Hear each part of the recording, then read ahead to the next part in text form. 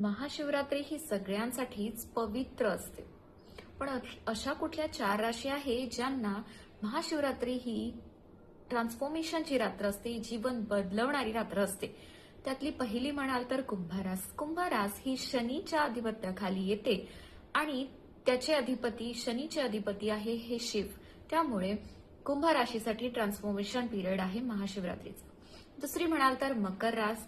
मकर रास ही सुद्धा शनीच्या आधिपत्याखाली येते, त्यामुळे तुमच्या लाईफमधले अडथळे दूर होतात.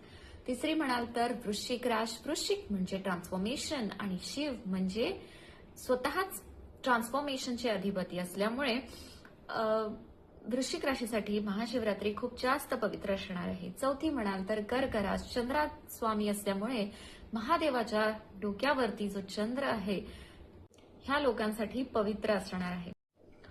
ज्यांचीही या 4 पैकी कुठलीही राशी असेल तर मला कमेंट करून नक्की सांगा.